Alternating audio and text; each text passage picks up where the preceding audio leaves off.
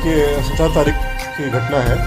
लाडू चीता नाम से बंदा था जो फौजसागर रोड पे अकेला रहता था। करीब 70 वर्ष की उम्र थी उनकी।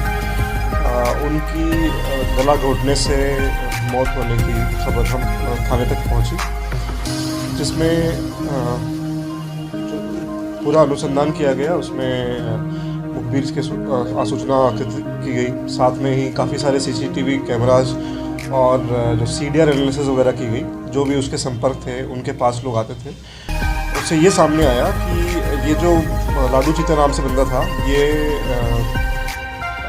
एक नर्सरी के रूप में पौधे बेचने का तो काम करता ही था, साथ साथ झाड़ फूँक का काम भी करता था। और उस झाड़ फूँक के काम के दौरान ही लोगों से कुछ पैसा उनसे लेता था।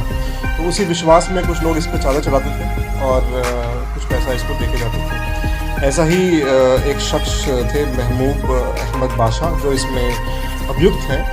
ये मुंबई के रहने वाले हैं। ये अपने रिश्ते में लगने वाली मामी के यहाँ अजमेर आए हुए थे। उन्हीं के थ्रू इनको इनके लाडू चीता के बारे में पता लगा कि ये इस तरह से जादू टोना या ताबीज़ बनाने का काम करते हैं और कोई अगर समस्या है तो उसे निजात दिला सकते हैं। जो अभियुक्त है महबूब, इनकी बहन किसी बीमारी से ग्रसित थी। उसके ठीक होने के लिए इन्होंने यहाँ चादर चढ़ाई और कुछ पैसा भी इन्होंने झाड़ फूँक के वक्त लाडू चीता को दिया। लेकिन उसके स्वास्थ्य में कोई सुधार नहीं हुआ और निरंतर उनकी तबीयत खराब होती रही। ऐसा होने पर इन्होंने एक और शख्स जो इनके साथ थे,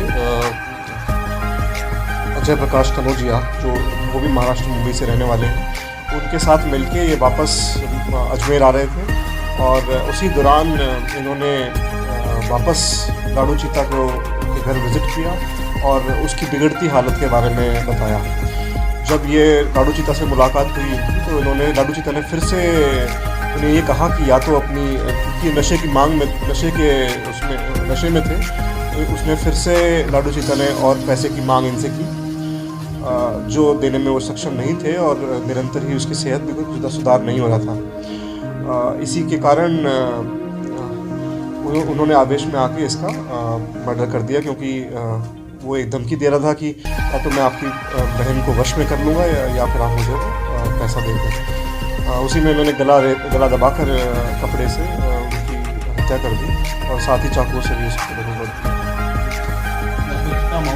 वो पहले आया था तो ले चुका था, और भी पहले एक दो बार जब भी वो इसके पास इलाज के लिए आते तो और ना और पैसा है इनके पास।